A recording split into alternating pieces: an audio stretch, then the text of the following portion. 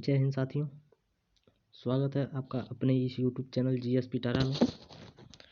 दोस्तों, आज हम साइंस बायोलॉजी के अंतर्गत कोशिका के जितने भी इम्पोर्टेंट ऑब्जेक्टिव क्वेश्चंस हैं जो कि सभी प्रतियोगी परीक्षाओं के लिए काफ़ी महत्वपूर्ण हैं, उसके बारे में चर्चा करेंगे। तो चलिए शुरू करते हैं। क्वेश्चन नंबर 1, कोशिका में श्वसन कोशिकांग होते हैं। तो कोशिका में जो श्वसन कोशिकांग होते हैं दोस्तों, वो होता है माइटोकॉन्ड्रिया। क्या होता है? माइटोकॉन्ड्रिया। अब केंद्रक की खोज किसने की थी? अगर पूछ ले केंद्रक की खोज किसने की थी, तो इसकी खोज किसने की थी? रॉबर्ट ब्राउन ने केंद्रक की खोज की थी। अगला ऑप्शन राइबोसोम। राइबोसोम को क्या कहा जाता है? एक और नाम है राइबोसोम को, क्या कहा जाता है? प्रोटीन की फैक्ट्री। राइबोसोम को प्रोटीन की फैक्ट्री भी कहा जाता है, ठीक है, जो कि प्रोटीन के संश्लेषण में काम आता है राइबोसोम। ग्लाजी का है, ये भी कोशिका का एक भाग है जिसकी खोज कैल्मिलो ग्लॉजी ने किया था। क्वेश्चन नंबर 2 देखते हैं। केंद्रक की खोज किसने की थी? तो ऊपर हम बता चुके हैं केंद्रक की खोज किसने की थी? रॉबर्ट ब्राउन ने।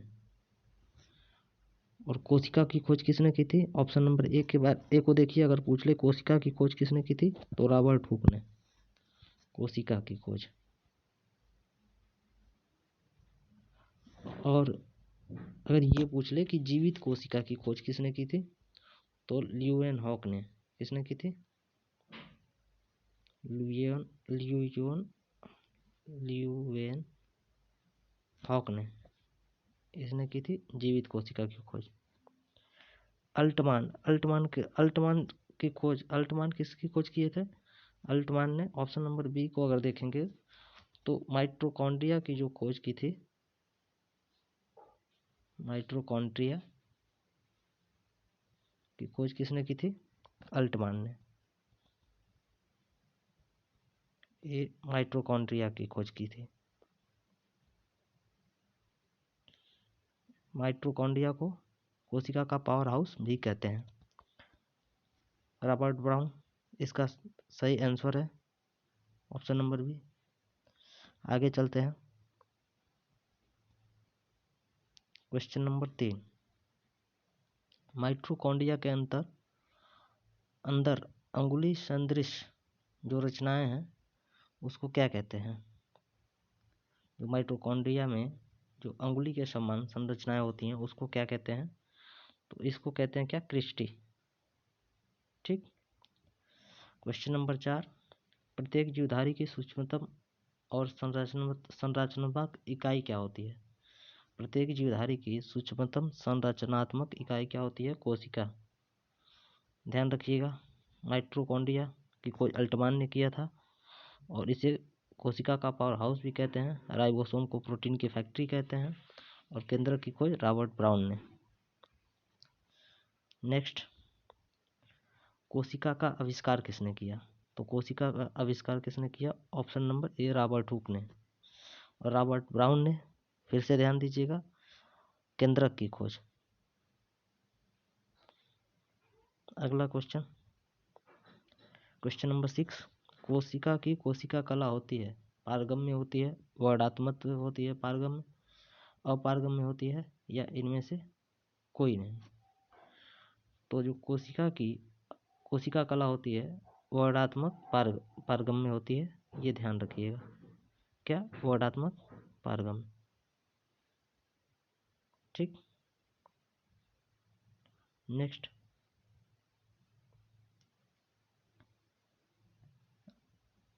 राइबोसोम का क्या कार्य है?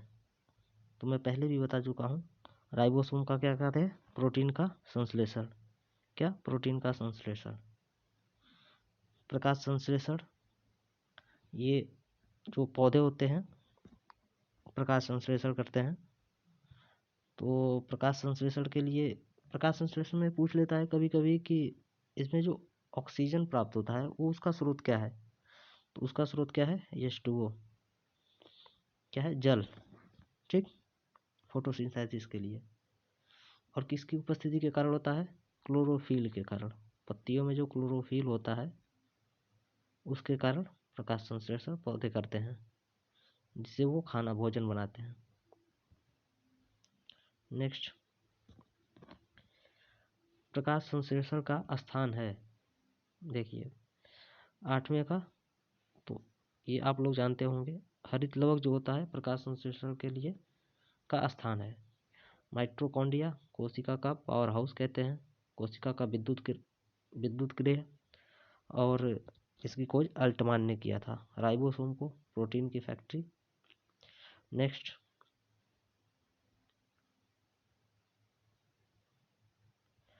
प्रोकैरियोटिक कोशिका पाई जाती है जीवाणु में, कवकों में, जीवाणु एवं नील हरित शैवालों में, फफूंदों में।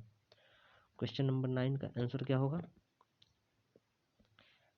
प्रोकैरियोटिक जो इसमें एक कोशिकीय जीव होते हैं, तो इसकी क्या किस में पाई जाती है? जीवाणु में भी पाई जाती है और नीली हरित शैवाल में भी पाई जाती है। ऑप्शन नंबर सी सही है।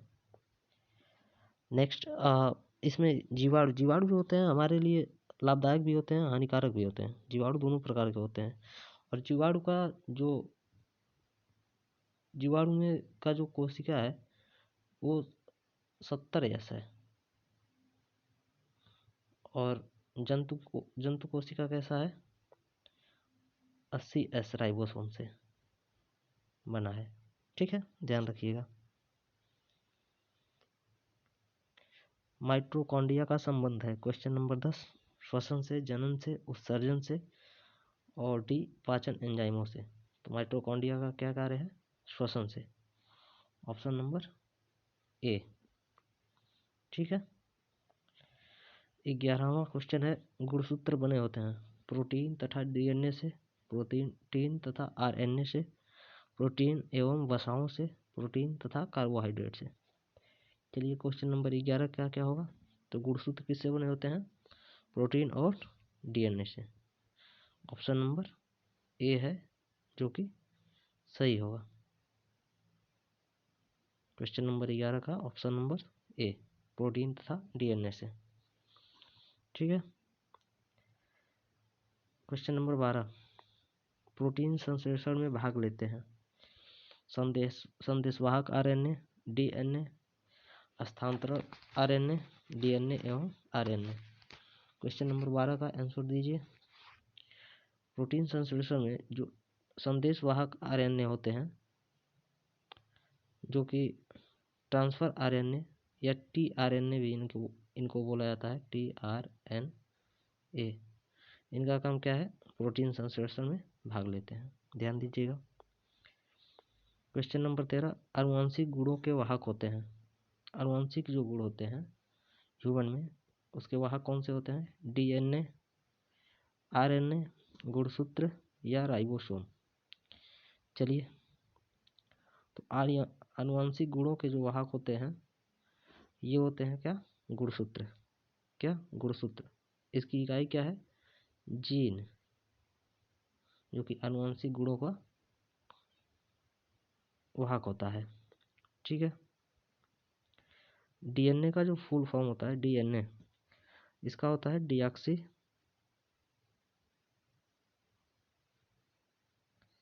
राइबो न्यूक्लिक अम्ल, डीऑक्सी राइबो न्यूक्लिक अम्ल। ठीक है। और आरएनए का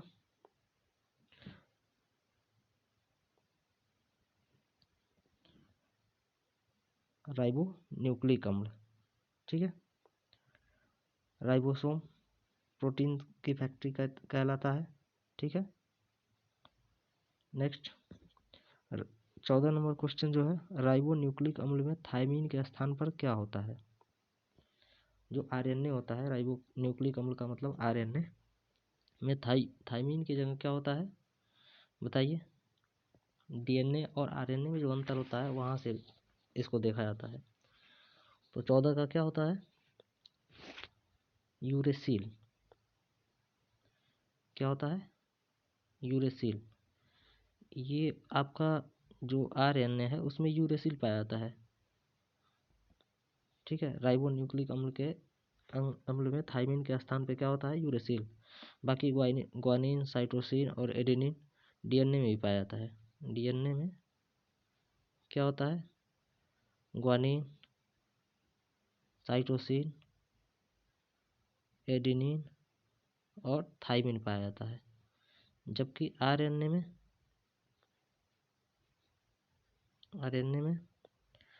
में भी ग्वानिन, साइटोसिन और इसमें थाइमिन की जगह क्या हो जाता है? यूरेसिल हो जाता है। और एडेनिन इसमें भी पाया जाता है और यूरेसिल। ठीक है, ध्यान दीजिएगा, काफ़ी बार पूछा जाता है, इम्पोर्टेंट क्वेश्चन है। क्वेश्चन नंबर 16 जो है, जंतु कोशिका में नहीं पाई जाती है। तो जंतु कोशिका में क्या नहीं पाई जाती है? जीव कला पाई जाती है, कोशिका भित्ति, ऑप्शन नंबर सी जीव द्रव्य और गुणसूत्र। तो जंतु कोशिका में जो होती है कोशिका भित्ति नहीं पाई जाती है। क्या नहीं पाई जाती है? कोशिका भित्ति, ऑप्शन नंबर ए। ये केवल पादप कोशिकाओं में पाई जाती है। 17 नंबर क्वेश्चन है, जीवधारियों की कोशिकाओं में जीवन क्रियाओं का नियंत्रण होता है। जो जीवधारी होते हैं उनकी कोशिकाओं में जीवन क्रियाओं का नियंत्रण किससे होता है? तो जीवद्रव्य द्वारा, केंद्रक द्वारा, पेशियों द्वारा, तंत्रिका तंत्र द्वारा। तो जो कोशिका की जीवन क्रिया का नियंत्रण होता है वो होता है केंद्रक द्वारा। किसके द्वारा? ऑप्शन नंबर बी, केंद्रक द्वारा। ठीक है, तंत्रिका तंत्र हमारे नर्व सिस्टम में आते हैं। आगे क्वेश्चन नंबर 18, निम्नलिखित में से किस कोशिकांग में डीएनए पाया जाता है? तो ऑप्शन नंबर ए देखिए, अंतःद्रवी जलिका में, माइटोकॉन्ड्रिया में, लाइसोसोम में, ग्लाजिकाय में। 18 का कौन सा ऑप्शन होगा सही? निम्नलिखित में से किस कोशिका में डीएनए पाया जाता है? तो माइटोकॉन्ड्रिया में क्या होता है? डीएनए पाया जाता है। ऑप्शन नंबर बी ठीक है। लाइसोसोम, लाइसोसोम जो होता है इसे आत्मघाती थैली भी कहते हैं, ध्यान रखिएगा। लाइसोसोम जो होता है इसको आत्मघाती थैली भी कहा जाता है। नेक्स्ट, कोशिका का पावर हाउस, शक्ति गृह किसे कहते हैं? हम बता चुके हैं, इसे माइटोकॉन्ड्रिया को कोशिका का पावर हाउस कहते हैं। लवक, ये पादप कोशिका में पाए जाते हैं। केंद्रक की खोज रॉबर्ट ब्राउन ने, ध्यान रखिएगा।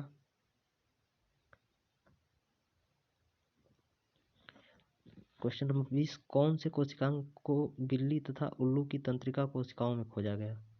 राइबोसोम को, माइटोकॉन्ड्रिया को, तारकाय को, ग्लाजिकाय को।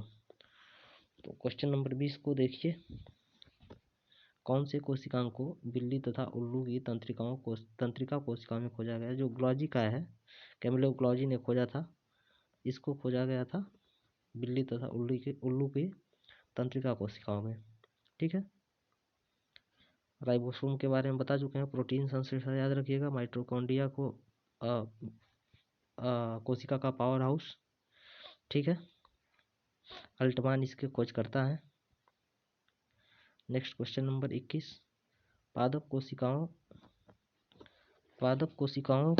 पादपों के किस कोशिका अंगक में प्रकाश की उपस्थिति में कार्बोहाइड्रेट का संश्लेषण होता है? तो कार्बोहाइड्रेट का जो संश्लेषण होता है पादप कोशिकाओं में प्रकाश की उपस्थिति में, वो किससे होता है?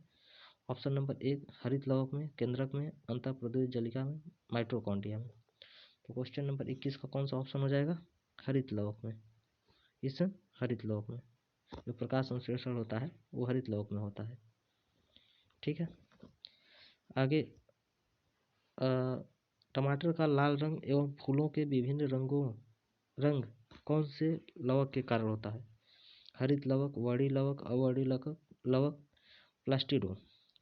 तो जो रंग होते हैं वो किसके कारण होते हैं? वर्णी लवक के कारण। ऑप्शन नंबर बी सही है। 23 नंबर क्वेश्चन है, जल अपघटनी एंजाइम भरे होते हैं? राइबोसोम में, लाइसोसोम में, केंद्रक में, लवक में। 23 नंबर का क्या है? जो जल अपघटनी एंजाइम होते हैं जल को तोड़ने के लिए, जल के को अपघटन करने के लिए, वो भरे होते हैं किसमें? लाइसोसोम में। किसमें? लाइसोसोम में। लाइसोसोम में हम बता चुके हैं कि इसे आत्मघाती थैली भी कहते हैं। क्या? आत्मघाती थैली। ये बार बार पूछा जाता है। नेक्स्ट है दोस्तों, हम इसी चैप्टर का कोशिका चैप्टर का ही कुछ वन लाइनर क्वेश्चन है जिसको हम देख लेते हैं, जो कि काफ़ी इम्पोर्टेंट है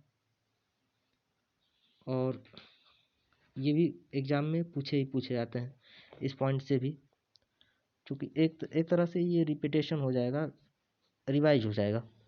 तो चलिए शुरू करते हैं।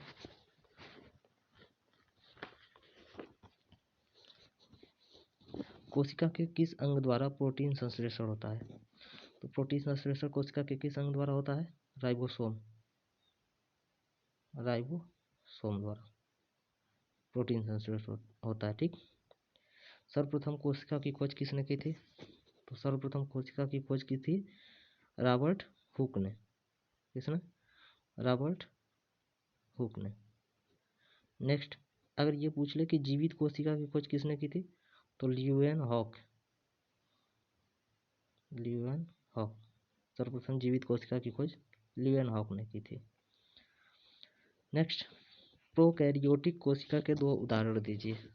तो प्रोकैरियोटिक कोशिका के 2 उदाहरण कौन से हैं? बैक्टीरिया और दूसरा हरित लवक, नीली हरित शैवाल, बैक्टीरिया और नीला हरित शैवाल।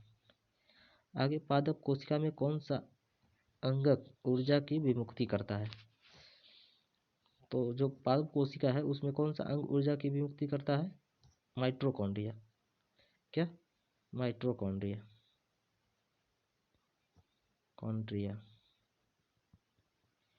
और पूर्ण श्वसन में कितनी एनर्जी प्राप्त होती है? 38 एटीपी। 38 एटीपी। एटीपी का फुल फॉर्म क्या होता है? Adeno triphosphate. Adeno triphosphate. ठीक।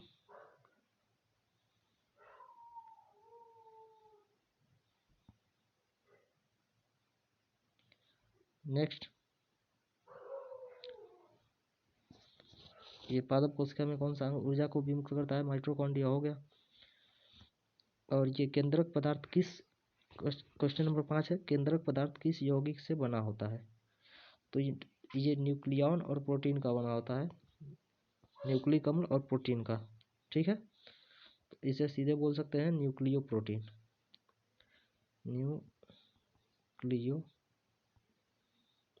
का। ठीक। केंद्रक पदार्थ किसका बना होता है? न्यूक्लियो प्रोटीन से। आगे दिया है, गुणसूत्र कोशिका के किस अंग में पाए जाते हैं? तो गुणसूत्र जो कोशिका के किस में पाए जाते हैं? केंद्रक में। गुणसूत्र जो होता है कोशिका के किस में पाए जाते हैं? केंद्रक में। कोशिका के केंद्रक में गुणसूत्र पाए जाते हैं। ठीक है। कोशिका कला की मोटाई कितनी होती है? तो 75 एंगस्ट्रॉम क्या होती है? कोशिका कला की मोटाई होती है। ठीक।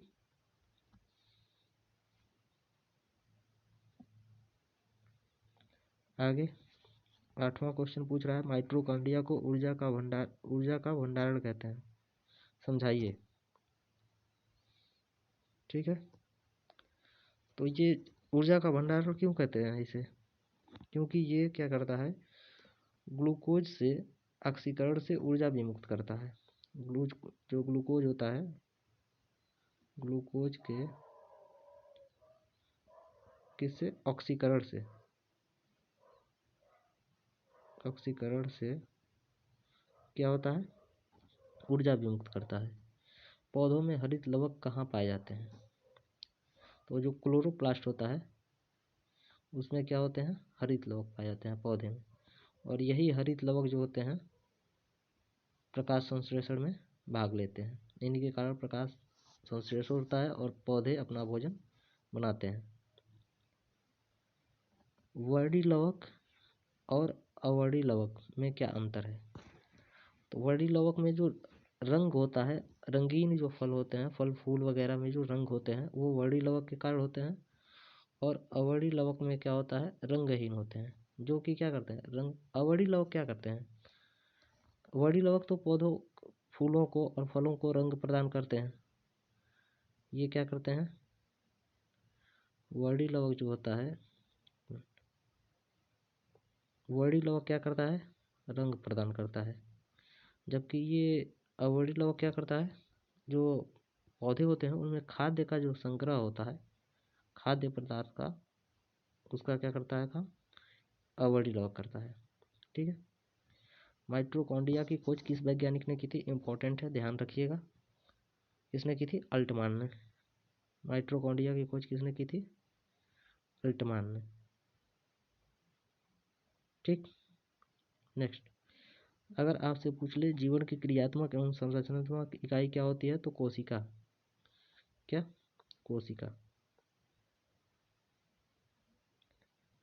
कोशिका कला की संरचना क्या है? कोशिका कला की संरचना क्या है? ये लिपिड, कोशिका कला जो होती है लिपिड और प्रोटीन से बनी होती है। क्या बनी होती है? किससे? लिपिड प्लस प्रोटीन से बनी होती है कोशिका कला। ठीक है। और ये एक प्रकार की त्रिस्तरीय झिल्ली होती है। इसमें 3 स्तर होते हैं, त्रिस्तरीय झिल्ली होती है लिपिड और प्रोटीन की। ठीक है। पादप कोशिकाओं की पहचान का एक लक्षण। तो पादप कोशिकाओं में सबसे अच्छा पहचान होता है, पादप कोशिका में जो होता है कोशिका भित्ति होती है। क्या? कोशिका भित्ति। इंग्लिश में इसे सेल वॉल कहते हैं, सेल वॉल। ठीक है। और जंतु कोशिका में कोशिका भित्ति नहीं पाई जाती है। ठीक है। तारकाय किन कोशिका में पाया जाता है? तो तारकाय जो होता है ये जंतु कोशिका में पाया जाता है। किसमें? जंतु कोशिका में। जबकि पादप कोशिका में इसका, पादप में क्या है, इसका अभाव है पादप कोशिका में। ठीक। उम्मीद करते हैं इतना आप लोगों को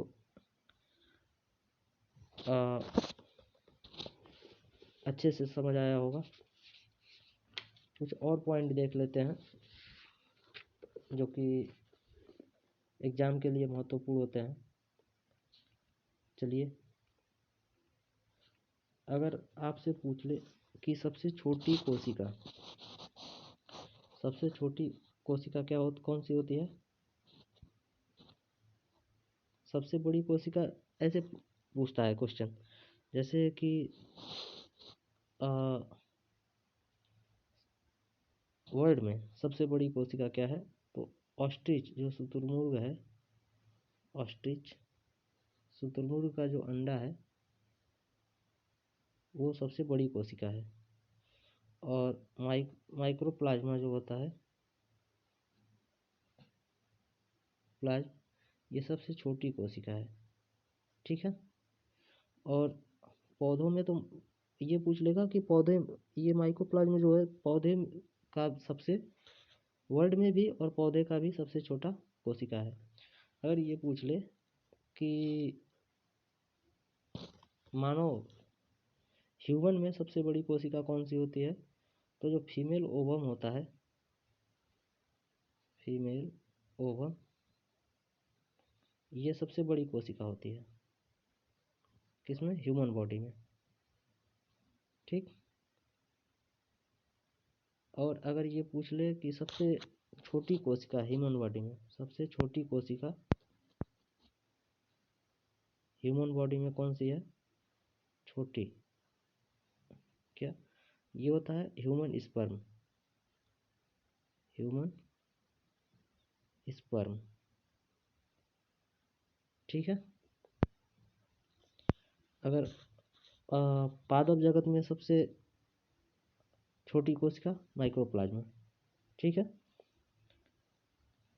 चलिए कुछ और क्वेश्चन देख लेते हैं। अगर आपसे ये पूछ ले कि एक कोशीय जंतुओं पादपों तथा जीवाणुओं को सबसे पहले सूक्ष्मदर्शी द्वारा किसने देखा था, तो ल्यूवेनहॉक ने। किसने? ल्यूवेनहॉक ने। और इसी ने जीवित कोशिका की भी खोज की थी। इसकी जीवित कोशिका की ल्यूवेनहॉक ने। ठीक है, विल्सन और संयुक्त सूक्ष्मदर्शी पूछ ले कि संयुक्त सूक्ष्मदर्शी किसके द्वारा बनाया गया था, तो विल्सन के द्वारा। किसके द्वारा? विल्सन के द्वारा। ठीक है, और ये पूछ ले कि कोशिका सिद्धांत किसने दिया था। जो कोशिका सिद्धांत है किसने दिया था, तो स्लीडन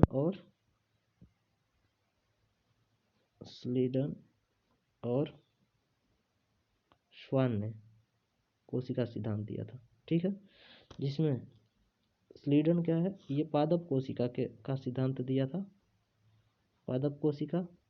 और श्वान ने जंतु कोशिका सिद्धांत दिया था। अगर अलग अलग पूछ ले तो जंतु कोशिका का श्वान और स्लीडन पादप कोशिका का। ठीक है, और कोशिका के जटिल अंगों का संरचना का अध्ययन किसने सबसे पहले किया था, से आगे नाम के वैज्ञानिक ने। किसने? से आगे नाम के वैज्ञानिक ने। ठीक है, और कोशिका को उपापचय क्रियाओं की इकाई भी कहते हैं। ठीक,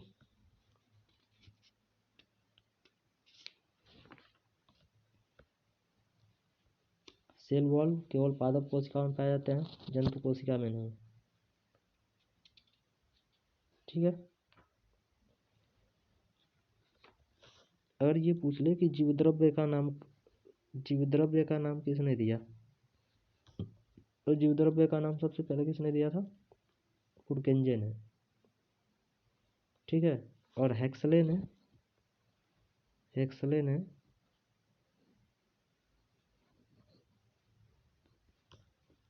ने इसे जीवन का भौतिक आधार कहा। उम्मीद करते हैं ये वीडियो आपको अच्छा लगा होगा।